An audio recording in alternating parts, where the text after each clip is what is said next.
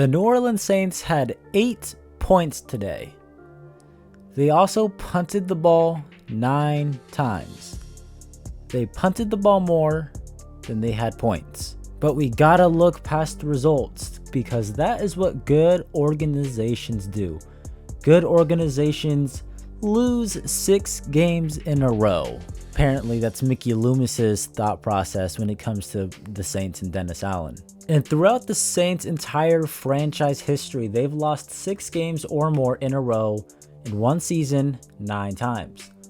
3 of those 9 times were in the club's first 4 years, which was growing pains.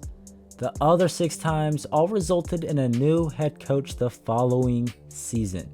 And the Saints haven't lost 6 games in a row since 2005. Gotta look past results though, especially if the head coach has double the amount of losses in his career than he has wins. Those results don't matter, specifically when you lose 26-8 to the Los Angeles Chargers, a team that scored 15 points versus the Arizona Cardinals like 5 days ago. And now you're a bottom 3 team in the NFC, possibly the NFL. The Saints just had one of the most embarrassing losses and most boring losses and most boring games I've ever seen. Like, I know I say this every week, but each week the Saints just continue to top themselves in terms of unwatchability. And the Saints have done it this week once again, one of the most boring and embarrassing losses I've witnessed.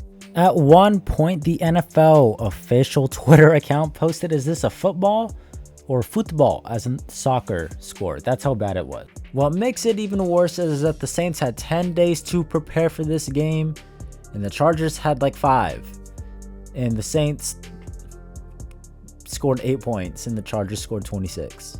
A lot of terrible football happened today, so why don't we dive into it and we can all cope together, because this is just sad. So we're going to get through this, talk about it together. But first, I doubt you'll be going to any Saints games, but if you plan on going to a Pelicans game or an LSU game or a concert or any other type of live event, check out this ad from Game Time, the best place to buy your tickets. I'm excited to be partnering up with Game Time. Game Time is the best place to get tickets, especially last minute. And with the NFL season officially here, make sure you guys check them out. Download the Game Time app and you'll see how easy it is and how cheap their tickets are. And their Game Time picks makes it easy to find cheap tickets.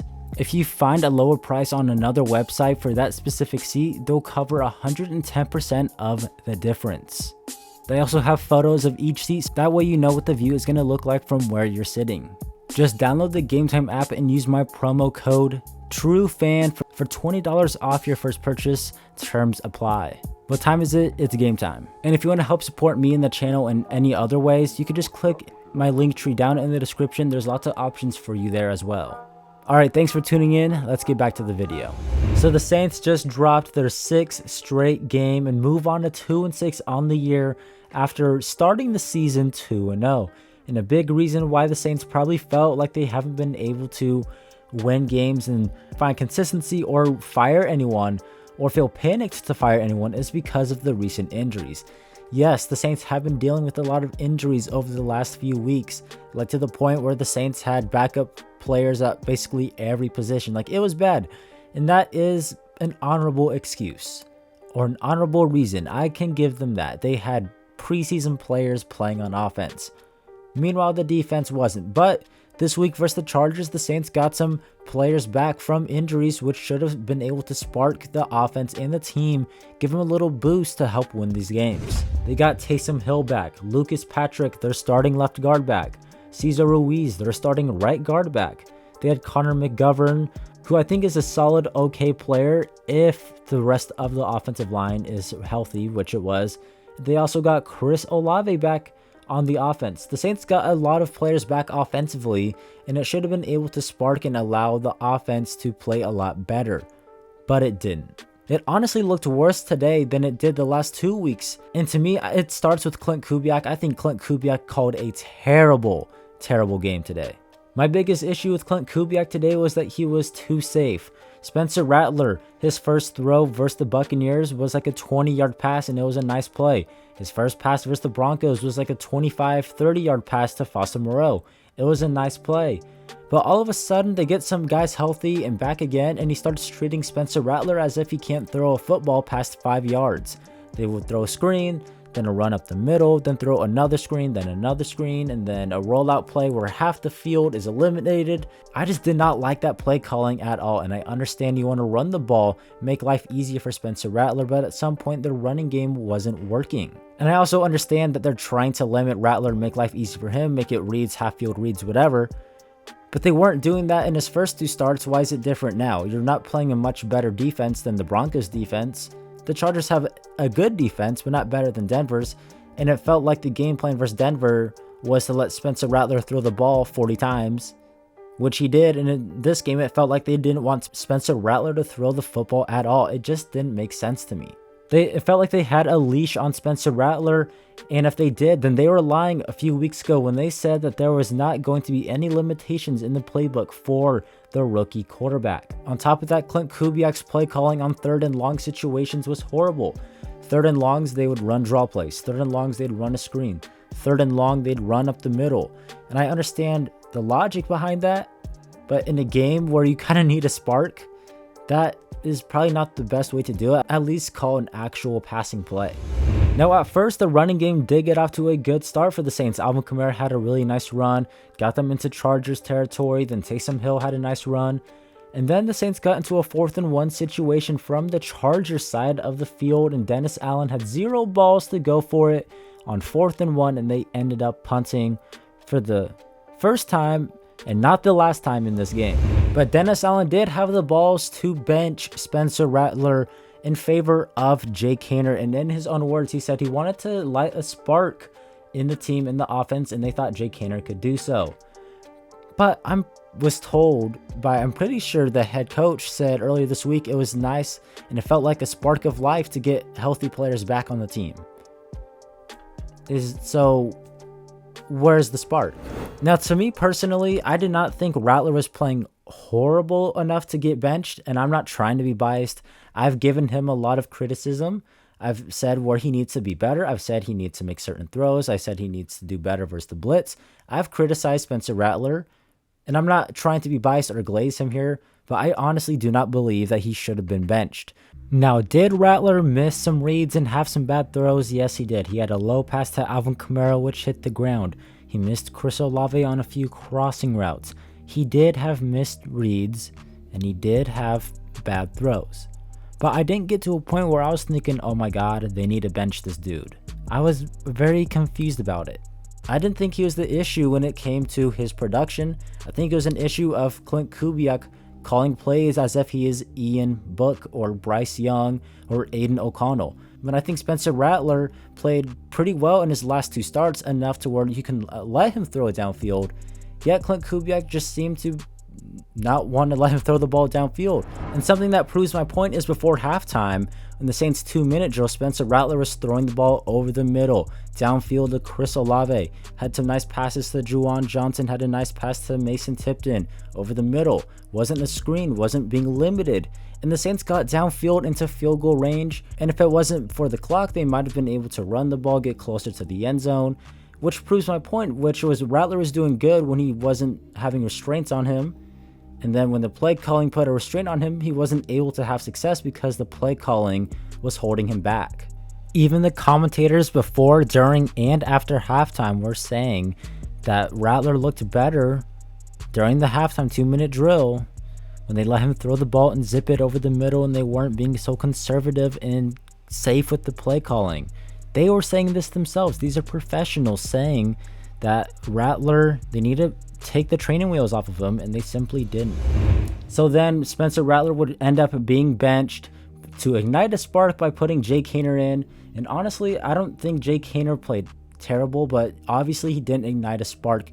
Now, Haener did do a few nice things. He did a nice job getting the ball out quick, having decisive reads. If he saw a guy there, he threw it there as opposed to second guessing. More kind of stuff that you see with an experienced guy, more so than a rookie, which is what I expected. But Haener did not ignite a spark. He did miss some throws, threw a hospital ball to Alvin Kamara. But overall, I don't think Rattler played horribly, and when Haener went in, I don't think he played terrible either. And I think it was the play calling. Now, even when good things did happen for the Saints, it was called back. For example, this running play from Kendry Miller, who picked up 15 yards on a terribly designed play from Clint Kubiak. No lead blockers, no one out in front of Kendry Miller. He juked out 3 guys and got the first down, but a penalty pulled them back. It felt like during this game it would be 1 step forward, 3 steps back for the Saints. They couldn't get anything going, and when they did, there was a penalty. They had 7 penalties on the day, and 6 of them were on the offense. And there was just 0 discipline and 0 lack of attention to detail on the offensive side of the ball. There's even this weird trick play Clint Kubiak tried to call for Taysom Hill, and it obviously did not work. And I would also like to say the offensive line, I thought was meh. They had some bad moments like the holding and the penalties. I think they had some okay protection. Wasn't great, wasn't terrible. I think it was kind of what you would expect it to be. But I would also like to mention that Talise Fuaga, we're starting to see the rookie in him. He's starting to struggle, and that's okay as long as he develops and learns from these mistakes. Now, someone on Twitter did point out that maybe they're calling all these screens and quick plays behind the line of scrimmage for Rattler because they couldn't block long enough for him to make any downfield throws or reads. And we did see that become true at some point, but also like the play calling just really was not that good.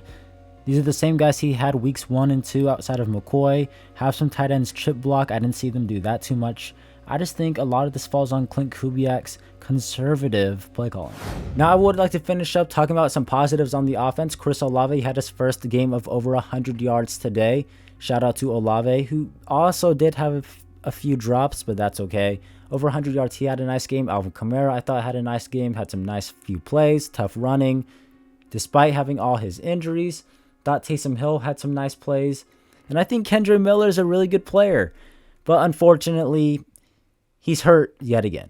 And that seems like an appropriate transition to flip things over to the defensive side of the ball, who they stunk it up today. The Chargers had their season high in points today of 26. And this is an offense that has 0 top players at any skill position. Yet they did an excellent job tearing apart the Saints defense led by head coach Dennis Allen. Now, the head coach did say that the biggest difference in this game was Justin Herbert, who made some really nice plays. And I'll admit, Justin Herbert looked freaking ridiculous today. He stiff-armed Carl Granderson preventing a safety. He had some ridiculous throws, one for a touchdown, one to Jalen Reagor. Justin Herbert was making things happen despite having bad weapons. Now, I will say the tackling was better for the Saints. They were able to, make tackles, but I don't think it was fully improved. And there are still a lot of missed tackles, especially on this Alontae Taylor touchdown, which he gave up, or this J.K. Dobbins run where he broke like 5 tackles and broke out outside. I don't think the tackling was fixed, but I think it was better. And I think it started with Pete Werner, who I think had a nice game, came back, made a few really nice tackles in the backfield on some screens, stuffed out some runs. I think Pete Werner, him being back, was a nice addition. And I think him being back also allowed Demario Davis to play a little bit better. Outside of those 2 players, though, the defense was once again a huge letdown. The defense is healthy. They have their starting guys outside of Paulson Adebo, which is a loss, but for the most part, they do have their healthy players. But yet, they were not able to stop an offense that has 0 playmakers. This right here is crazy. The Saints have given up 6 plays of 50 yards or more this season, and 4 of them have gone for at least 60 yards. This is a defensive mastermind head coach, by the way. Huge reason why these big plays happen is because the Saints have a terrible defensive line, 0 pass rush, they can't stop the run, and if they want to create pressure on the quarterback and force a bad pass, they have to blitz the quarterback. They did a nice job about that today at the start of the game, forcing Justin Herbert to take some sacks and throw the ball away. But at some point, it just stopped working. Now, I would like to say Nathan Shepard is a dirty player. I have no idea what is going on here. And honestly, this is making me think that the Saints have Greg Williams over there in another bounty gate. Wait, would a bounty gate get Dennis Allen fired?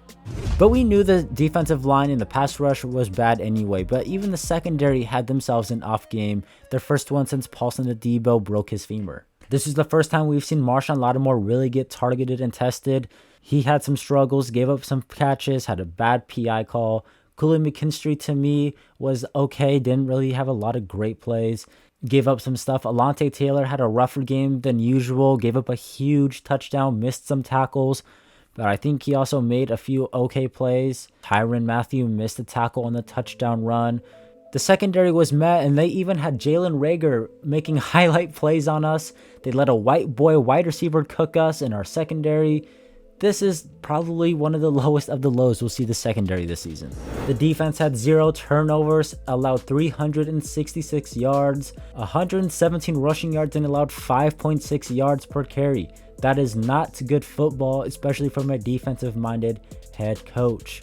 And it wasn't a case of the Saints defense was on the field too much. The defense couldn't get off the field. The defense played 31 minutes, basically half the game, and yet they just couldn't put up production. They couldn't create turnovers. They couldn't create sacks or anything. I don't think the defense played a good game. This is just yet another example that this just is not a good team. There's no attention to detail, and it shows. And it reflects the head coach Dennis Allen, who in his own words said today was sloppy football. And it's funny that these same issues that are happening now occurred in year 1 of Dennis Allen. Poor tackling, a lot of penalties, miscommunication. And yet here we are in year 3 of Dennis Allen, and the same issues are still popping up. But you gotta look past results. Now, something I find hilarious is that after one of the Chargers touchdowns, I believe it was Ladd McConkey's 60-yarder, Michael Thomas tweeted out, well, basically hinting at like, dude, I was right. You guys called me a team cancer. Look at the results you're getting now. You lost 6 straight games. If Michael Thomas really was a team cancer, how come the Saints did not get better without him? Once again, every week we learn more and more, and people start to discover that Michael Thomas is right all along. Now, finally, the special teams was even more of an issue outside of the punting. The punting, Matthew Haener did an excellent job. 9 punts for 437 yards. That's actually insane. Blake Grupe on the day went 2 of 3, had a missed kick, 2 made field goals. Jermaine Jackson's on the return were terrible. He fair caught punts inside the 10-yard line. Very, very questionable. And the one time he didn't call fair catch, he got popped. Like, what are you doing? Now, Kendre Miller had a really nice return of 40 yards on special teams, and then Taysom Hill got a safety at the start of the game, which goes to special teams. But overall, not a good day really for any aspect of the team. The only positives really were Chris Olave, Alvin Kamara, Taysom Hill, and Kendre Miller, who of course is now injured. And now, speaking of injuries, Bum Means was carted off the field with an ankle injury. I'm assuming it's a high sprain. Lattimore and Kendre Miller both left early with hamstring injuries. Lattimore, it's the same one. Kendre Miller, it's now his opposite leg that has the hamstring injuries. Rico Payton has a back injury. Pete Warner, Chris Olave, both dealt with injuries, but both came back into the game. And now next week, Derek Carr could be back. He could not be. We'll see. I hope he's healing and rehabbing fine. He can honestly take as much time as he needs because this team is not going anywhere. And no offense to Derek Carr, but I don't want to see Derek Carr lead us to 7-10 and get us the 14th overall pick. Dennis Allen did say post-game that the Saints are going to go back to work, hopefully get a couple more guys back, and hopefully start playing better football. You guys got like every player healthy back except for Derek Carr. Like, you're telling me this game hinged on whether or not Cedric Wilson or Nick Saldiveri played or Marquez Valdes-Scantling? No. That's just another excuse. We'll keep you guys all updated throughout the week about the Saints and anything that's going on. I appreciate you guys for tuning in. I know the Saints suck, but I appreciate you guys. This channel runs through you guys, so thank you for tuning in, watching my videos. Subscribe if you haven't already to my channel, Cash Sports. Enjoy the rest of your Sunday. Hopefully your week starts off good. Peace.